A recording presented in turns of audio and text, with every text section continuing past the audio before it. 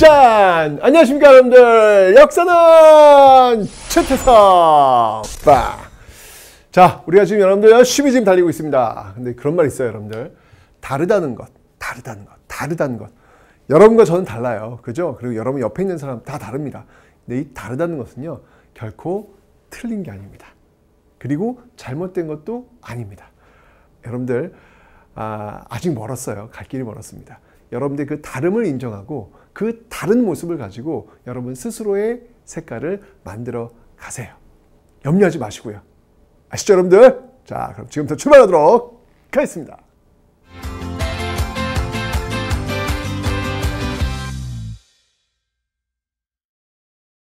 자, 이제 여러분들 조선 후기 정치를 한번 좀 살펴보도록 할 텐데요. 일단 조선 후기 기준은 이제 1592년 양란 이후로 넘어간다 그랬는데 그 이전 상황에서 어떻게 흘러나오는지 한번 볼게요. 여러분 전 시간에 배웠죠? 15세기에서 16세기 넘어가는 그 과정 배웠습니다. 자, 이제 16세기 역사의 주도 세력 사림이 짜잔 하고 등장을 했습니다. 그죠? 자, 이 사림들이 만들고 있는 그 당, 그 당을 지금 뭐라 그랬죠? 이 사림들이 만들고 있는 당, 이 당을 우리는 붕당이다. 이 당을 바로 우리는 붕당, 벗붕자. 예, 서로 마음에 맞는 사람들끼리 이렇게 연결되어 가지고 당을 형성한다라고 하는 건데, 이 붕당이 형성이 돼요. 사림이 정권을 잡았던 16세기 이후부터는 붕당 정치가 시작된다고 보시면 되는 거예요. 왜냐하면 기본적으로 이 인원수가 많고 관직수는 좀 제한되고 이러다 보니까 이렇게 무리지어서 이게 정권을 장악하게 되는 그런 모습들을 보이고 있습니다. 자, 그 붕당, 이 사림이 이제 드디어 나뉘어집니다. 자, 바로 동인당과 서인당으로 나뉘어집니다. 자, 이 동인당과 서인당으로 나뉘어지게 되는 배경은요, 그 이름이 왜 동쪽이고 왜 서쪽이냐? 간단해요. 예, 이 당을 이끌고 있는 영수가 살고 있는 집이 동쪽에 있어서 동인당, 그리고 서쪽에 있어서 서인당, 이렇게 되는 거거든요. 이 동인당을 이끌고 있었던 영수는 누구였냐면, 김효원이라는 인물이었습니다. 김효원이라는 인물이었고요. 서인당은 심의겸이라는 인물이었다라는 거 기억해 놓으시면 되겠습니다. 됐죠? 자, 근데 이 동인당과 서인당으로 나뉘어지게 된 그 배경이 뭐냐 말이에요. 그 배경은 일단 기본적으로 여러분들 제가 얘기했잖아요. 인원수는 많고 관직수는 한정되어 있어요. 그러니까 그 관직을 자기의 당이 좀 더 많이 가져가기 위해서 그 인사권을 갖고 있는 그 자리, 요거 굉장히 중요할 거 아니에요. 그러니까 어느 조직이 있으면 인사부가 있잖아요. 인사부. 그죠? 그 인사권을 쥐고 있는 게 중요한 말이죠. 그 인사권을 쥐고 있는 관직이 뭐였냐면 바로 이조전랑이었습니다. 이조전랑. 이 이조전랑을 누가 차지하느냐, 요걸로 인해 가지고 결국 이제 동인당과 서인당으로 나뉘어지게 되는 어떤 그런 계기가 된다는 것이고요. 그리고 또 하나 본다면 그 이전에 있었던 훈구 세력들, 척신 세력들, 이 척신들을 어떻게 청산할 것이냐에 대해 가지고 동인당은 강경하게 아주 완벽히 게임을 끝내야 된다. 서인당은 정치가 그런 게 아니지, 적당히야, 적당히, 뭐 요렇게. 그러니까 이전 세력을 어떻게 처리할 거냐에 대한 어떤 그 입장 차이로 인해 가지고 뭐 어떤 그런 모습들에서 동인당과 서인당. 동인당은 지금 예를 들면 이제 굉장히 소장파, 젊은 층, 서인당은 좀 이렇게 노장파, 좀 이렇게 좀 적당히 정치를 좀 많이 하고 경험도 있고 싸워봐야 뭐 이런 어떤 그런 모습들, 뉘앙스를 어떤 보시면 될 것 같아요. 어쨌건 동인당과 서인당이 바로 이제 인사권을 쥐고 있는 이조전랑, 그다음에 척신정제 잔치 청산, 이런 것들을 계기로 해서 나뉘어졌다는 것. 자, 그런데 초반에는 여러분들이 동인 쪽이 굉장히 힘을 좀 많이 받는 듯 했습니다. 근데 이 동인당이 다시 북인당과 남인당으로 나뉘게 돼요. 이 북인당과 남인당으로 나뉘게 되는데 그 계기가 뭐였냐면요, 그 중심에는요, 바로 이 정여립이라는 인물과 정철이라는 인물이 자리를 잡고 있습니다. 자, 왜 그런지 제가 설명을 좀 드리도록 하겠습니다. 원래 이 정여립은요, 서인입니다. 서인당이에요. 그런데 정여립이 동인당으로 갑니다. 동인당으로 가니까 서인당에서 정여립을 많이 미워할 거 아니에요. 그죠? 배신자야, 배신자라고 이제 생각할 거 아니에요. 호시탐탐 노리고 있는데 이 정여립이 시골에 내려가서, 고향에 내려가서 이 사람들을 모아놓고 무술 연습을 하더라라는 겁니다. 이거를 서인당이 딱 잡은 거예요. 이건 바로 역모다. 역모를 꾀하는 거다. 그러니까 정치라는 게 지금도 그래요, 여러분들. 이렇게 정치인들 이렇게 보면, 신문 같은 거 보면 어떤 의혹만 가지고 또는 어떤 그 건수만 가지고 정말 상대방을 굳이 저래야 되나 막 이런 생각이 들 정도로 막 공격하는 경우가 있잖아요. 그죠? 똑같아. 옛날도 그랬어. 그래서 이 정예립은 글쎄 정예립이 과연 그 역모를 꾀했을까? 그저 단순히 와서 어떤 그 이 무술을 연마하면서 체력을 달리는 그런 거 아니었을까? 근데 어쩌면 이 역모로 지금 씌워진 겁니다. 이러면서 정예립 모반 사건이 되어가지고 결국 이 동인당이 이 정예립으로 인해 가지고 몰락을 해요. 몰락을 하고 권력을 장악한 게 바로 이 서인입니다. 근데 그 과정에서 정말 이 동인 쪽 이 사람들을요 정말 너무 많이 죽여요. 그 많이 죽이는 앞장섰던 인물이 누구냐면 바로 정철이에요. 송강정철. 여러분들 문학 시간에, 국어 시간에 이 정철, 정말 문학가로서 정말 등장하죠? 역사에서는 그렇지 않아요. 정말 이 손에 피를 철철 묻혔던, 정말 아주 그냥 가혹했던 그런 정치인이 바로 이 정철이었으면 똑같은 사람이에요, 여러분들. 결국 이 서인이 그렇게 피를 묻히면서 권력을 장악하게 되는 어떤 그런 모습들. 자, 그러니까 이 동인 쪽에서 가만히 있지 않겠죠. 가만히 있지 않겠죠. 그런 상황에서 정철이 당시 이제 임금이 선조였어요. 선조에게 세자 책봉하십시오라는 건저의 이 건의를 올리게 됩니다. 자, 이럴 때 선조가 좀 독특한 분이잖아요. 뭐? 나 아직 살아있는데 나 그만두라는 얘기야? 너 뭐야? 라고 하면서 서인을 내친단 말이에요. 이러면서 동인이 다시 권력을 장악하는데 이때 동인이 한번 당했잖아. 정철한테. 서인은 당했잖아. 그러니까 이 원수를 제대로 갚아야 된다라는 강경파 북인. 그러지 말자. 라고 하는 남인으로 해서 나뉘는 거예요. 역시 그러니까 어찌 본다면 동인과 서인이 나뉘는 것도 이전 세력을 어떻게 처리할 것이냐. 동인이 북인과 남인으로 나뉘는 것도 이전 서인 세력을 어떻게 처리할 것이냐. 이런 입장 차이로 이렇게 나뉜다라는 거 봐두시면 되겠습니다. 됐죠? 자, 그래서 이 북인당과 남인당으로 이렇게 나뉘게 되는 모습들 기억하시면 되겠는데, 일단은 이제 권력을 장악한 게 뭐냐면 북인과 연결되어 있는 광해군이 왕이 오르면서 광해군이 이제 이쪽과 연결이 됩니다. 자, 여러분 광해군 하면 우리가 잘 알고 있잖아요. 중립 외교를 펼쳤고, 그 다음에 바로 이 대동법, 세법에서 굉장히 중요한 거죠, 여러분들. 이 대동법을 시행했던 왕. 요거 대동법은 제가 나중에 설명을 드릴 거예요. 대동법은 공납을 내는 거, 특산물을 내는 것을 쌀로 내도록 하는 그런 법이었습니다. 어쩌면 중립외교 대동법을 주장했던 이 광해군, 나름대로 어떤 그 정치적인 측면에서 굉장히 그 나름대로 역할을 하는데 반면에 실수도 많이 하죠. 자신의 동생을 죽입니다. 영창대군을 죽이죠. 왜? 영창대군이 왕위에 오를지도 모른다는 불안감. 그리고 그의 어머니 바로 임목대비를 폐위시킵니다. 임목대비를 폐위시킵니다. 네, 물론 계모입니다. 그 임목대비 아들이 영창대군이에요. 그러니까 배다른 형제가 되는 것이죠. 그래서 임목대비를 폐위시키는 모습들이 있더라라는 것이죠. 결국 이제 이러한 모습들이 광해군을 더 이상 왕 위에 올라올 수 없도록 만들었다라는 것이잖아요. 결국 이 서인이 이제 반격을 하게 됩니다. 자, 이 서인이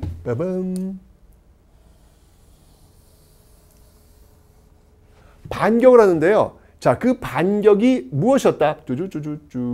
그 반격이 바로 이 광해군을 몰아내는 것이었습니다. 바로 그 유명한 어떤 반정이에요, 여러분들? 네, 맞습니다. 바로 인조 반정. 광해군이 이렇게 해서 결국은 쫓겨나게 됩니다. 이게 바로 인조 반정. 근데 인조 반정을 하는 과정 속에서 이 남인도 함께 해요. 물론 주도는 서인이 했지만 남인도 이 함께하는 그런 모습들이 지금 보이고 있습니다. 라인 똑바로 안 그려졌어. 라인이 쭉 함께하는 어떤 그런 모습들을 보이고 있죠. 이걸 우리는 인조 반정이다라고 이야기합니다. 이것을 우리는 인조 반정이다. 자, 결국 이러면서 이제 광해군이 축출되는 어떤 그런 모습들을 보이고 있습니다. 됐죠? 자, 그러면서 이제 이 서인 주도의 인조 정부가 들어서는 거예요. 인조 정부. 자, 인조 정부가 들어서고 나서 이제 이후에 그래도 이전까지는 어떤 그 붕당 정치 어떤 틀은 갖춰집니다. 그러니까 완전히 그냥 상대방을 완전히 그냥 씨도 안 남기고 그냥 죽여버리 이런 건 아니에요. 적당히 이제 자리도 좀 나눠주고 이제 그런 붕당 정치의 어떤 그 특히는 뭐냐면 공존이거든요. 그 공존의 틀은 계속 유지가 되고 있는 어떤 그런 모습들을 보이고 있습니다. 그래서 지금은 이 남인과 서인의 그 공존의 어떤 정치들이 이제 연결이 되는 거예요. 두 세력이. 왜냐면 광해군이 축출되면서 이제 여기 끝난 거야. 여기 이제 끝난 거야. 여기는 완전히 여기는 이제 끝난 겁니다. 여기는 북인과 광해군은 이제 몰락한 거니까 남인과 서인밖에 남지 않는 거죠. 그래서 그들이 이제 정치를 펼치게 되는데 그 과정에서 예속 논쟁이라는 게 펼쳐져요. 자, 이 예속 논쟁이라고 하는 건 뭐냐면 이거는 이제 현종 때. 현종 때 있었던 건데, 자, 여러분들 그 인조의 아들이 효종입니다. 이제 나중에 이제 북벌론을 주장하는 그런 아들인데 이 효종이 죽어요. 죽는데 그의 어머니, 그의 어머니 자이대비라고 하는데 그러니까 인조의 부인이죠. 근데 인조가 이 부인을 아주 어린 부인을 데려옵니다. 어린 부인과 결혼을 해요. 그러니까 효종보다도 더 어려요. 그러니까 효종이 먼저 죽는 거야. 효종이 먼저 죽었단 말이에요. 자, 효종이 죽었을 때 이제 이게 논란이 벌어지는 거예요. 효종이 죽었을 때 논란이 벌어져요. 과연 뚠뚠뚠뚠뚠뚠뚠 효종이 딱 죽게 되니까 과연 그의 어머니는 상복을 몇 년 입어야 되느냐. 요거 때문에 논란이 벌어지는 거예요. 상복을. 이걸 이제 예속 논쟁이라고 그래요. 이거 이제 예법과 관련된 어떤 그 예송이라고 하는 건데, 이때 이 남인들은 뭐냐면, 뭘 주장했냐면, 효종은 여러분들 인조의 아들인데 둘째 아들이에요. 첫째 아들은 소현세자인데, 소현세자는, 이제 인조가 이제 이게 병자호란을 지잖아요. 지면서 이제 그의 아들 소현세자하고 이제 이 복림대군인데, 이 둘째 복림대군인데 끌려간다고요. 끌려갔는데 돌아와서 소현세자는 금방 죽어요. 그래서 왕이 오는 게 효종이야. 그러니까 둘째란 얘기죠. 둘째가 죽었을 때 그의 어머니는 상복을 원래 예법에 의하면 몇 년 입으면 1년 입도록 돼 있어요. 근데 이 남인 측은 뭘 주장하냐면, 아니 지금 그래도 왕인데 왕이면 장남 대접을 해줘야 되는 거 아니냐라고 해가지고 3년을 입어야 된다. 3년을 주장해요. 반면에 서인은 뭐냐면 원칙대로 가자. 원칙대로 하는 게 맞다. 그래서 여기는 1년을 주장해요. 1년을 주장합니다. 이때 현종이 이제 즉위하자마자 막 이런 일이 벌어지니까 뭐 사실 뭐 이렇게 어떻게 의견을 낼 수 있는 상황이 아니었죠. 근데 주도 세력이 지금 서인이니까 서인의 의견을 들어주게 됩니다. 오케이. 그래서 첫 번째 이 예송에서는 1년상을 주장했던 이 서인이 승리합니다. 그런데 이분께서 이 어머니가 너무 젊으시다 보니까 오래 사시는 거예요. 그러다 보니까 이번에는 효종의 아내가 죽네. 효종비가 죽네. 자, 또 이제 문제가 벌어지는 거예요. 과연 이제 이럴 때 또 상복을 몇 년 입어야 되느냐? 똑같아요. 똑같은 주장을 하는 겁니다. 이 남인 측에서는 장남대우 해줘야 된다. 이게 너무한 거 아니냐라고 하면서 이때는 효종 비인 경우에 1년이에요. 1년. 근데 이 서인 측에서는 무슨 소리냐. 말이 안 된다. 원칙대로 가는 게 맞다. 원칙대로. 하여튼 여기 원칙주의자들이에요. 그래서 9개월. 여기는 9개월이에요. 9개월을 입어야 된다. 이렇게 주장을 하는 거예요. 자, 근데 이때 이제 현종이 보니까 좀 이 서인들이 괘씸한 거야. 이건 지금 뭐냐면 왕이나 그 양반가의 사대부들이랑 똑같다는 얘기 아닙니까? 원칙대로 하라는 얘기는. 그죠? 근데 남인은 뭐냐면 그래도 좀 왕 대접을 좀 해줘야 되는 거 아니냐. 좀 특수한 거 아니냐. 이렇게 얘기하는 거란 말이에요.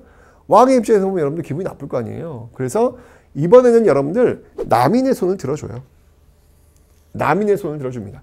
그래서 최종적으로 예속 논쟁의 그 과정에서 남인이 승리하게 되는 그런 모습을 보이게 되는 거예요. 이제 남인이 승리하는 어떤 그런 모습들로서 이제 정권이 쭉 연결이 되는 거죠. 바뀐 거예요, 지금요. 바뀐 겁니다. 자, 그런데 이제 문제가 발생해요. 이제 전세 역전됐어, 지금. 이 남인이 권력을 장악했는데 이렇게 권력이 한번 왔다 갔다 하다 보니까 더 이상 권력을 이렇게 쪼개가지고 서로 나눠가면서 가는 이 붕당이 불편했던 거예요. 그래서 아예 그냥 우리가 그냥 권력을 장악할까라는 생각을 하게 된 것이고, 또 그때 그걸 즐겼던, 그를 통해서 왕권을 강화시키려고 했던 왕이 등장을 해요. 그가 누구냐면 바로 숙종입니다. 자, 이제 이 숙종부터 아주 비극적인 정치적 사건이 벌어지게 될 겁니다. 이제까지 그 공존의 틀을 통해서 어쨌건 유지가 되었던 이 조선의 정치, 과연 어떤 모습이 벌어지게 될까요?